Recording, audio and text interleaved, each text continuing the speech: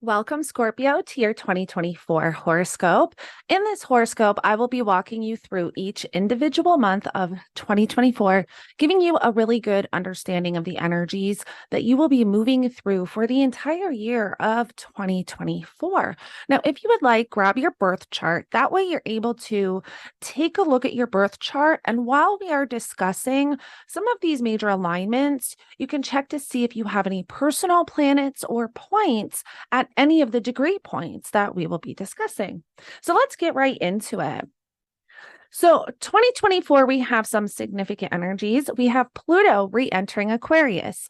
Now, we did have Pluto in Aquarius back in 2023 between March and June, giving us a little taste of what this Pluto in Aquarius energy is going to bring. However, this year, Pluto is going to spend pretty much the entire year in Aquarius. Between September and November, Pluto is going to retrograde back into Capricorn for a couple of months.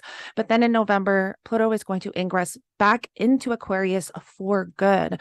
So this year really gives us a good understanding and a good feel for what this Pluto and Aquarius energy is going to feel like collectively and individually. Now, we also have the eclipses in Aries and Libra shaking up these areas of our life. We have the Jupiter-Uranus conjunction in Taurus. We have Jupiter entering Gemini. We also have the Mars-Jupiter conjunction in Gemini. And we have a Mars retrograde at the end of the year, which is going to fall into 2025. And at the end of this horoscope, I will be touching on some of the significant energies taking place in 2025, giving you a little bit of a heads up. So let's get into the year. So I have selected a chart just to give you a little bit of a visual. I've selected a chart for each month. So right in January on the 1st, we have Mercury stationing direct in Sagittarius at 22 degrees, right here in your second house of money and finances, material possessions, your values. So at the end of 2023, we will be moving through this Mercury retrograde. Mercury is going to station retrograde in Capricorn at 8 degrees and retrograde back into Sagittarius and then station direct at 22 degrees. So there's something about these second and third house themes and topics that you are rethinking, reevaluating. The second house representing your money, your finances, your material possessions, and your personal values. And your third house representing community, neighbors, neighborhood, communication, reading, speaking, writing. So there's something here that you are reevaluating coming into the year. And on the 1st, Mercury will station direct at that 22 degrees. The interesting thing is that at the end of 2024, Mercury is going to have another retrograde period and station retrograde at that 22-degree point. So it almost seems like there's something that you're rethinking in this area of life around money and finances that you may be rethinking again or kind of navigating again at the end of 2024. Then on the 4th, we have Mars entering Capricorn. Mars is exalted in Capricorn, and you have Capricorn here in the 3rd house. So now with Mars energy, it really depends on if you have a day chart or a night chart, if Mars is your most malefic planet, how this energy is expressed. And so if you have a day chart, Mars is your most malefic planet. If you have a night chart, Saturn is your most malefic planet. So keep that in mind as we are discussing these energies. But Mars in the 3rd house can bring, maybe an argument with a neighbor, can bring, maybe because the 3rd house rules communication and mindset, you may be really motivated to shift your mindset in some way, or this could be a little bit of a difficult energy to navigate. Either way, though, Mars being in Capricorn, which is a really strong Mars, it's an exalted Mars in Capricorn. This is great to kind of start the year off for motivation and willpower and drive. Now, once we get to January 11th, we've got our new moon in Capricorn at 20 degrees. And so this is a great time to set intentions for anything that really has to do with those 3rd house themes and topics. Also, keep in mind that this year we have 2 full moons in Capricorn. So, 6 months later, which we will get into, there's going to be a lot of focus on that 3rd house.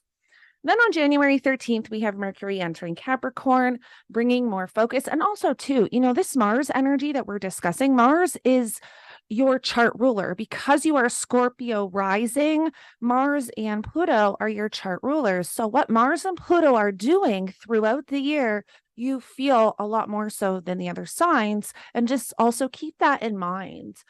So Mercury entering that third house is bringing more focus to your mindset, more focus to communicating, possibly getting involved within the community or even siblings, cousins, vehicles. That's all those third house themes and topics. Then we get to January 19th, 20th, and 21st, and we have this Sun-Pluto conjunction at 29 degrees of Capricorn. The Sun and Pluto, which is essentially the Pluto Cazimi, right? Pluto is getting refreshed. It's like a renewal for Pluto.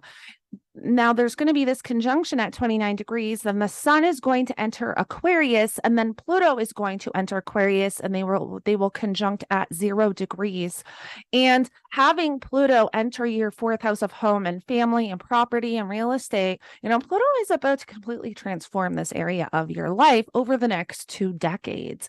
But the interesting thing about this conjunction is that these are the exact same degree points as the great conjunction between Jupiter and Saturn that we had back in December 2020. So it's almost like there's something that we were all navigating, collectively, but also individually, where there could be revelations here.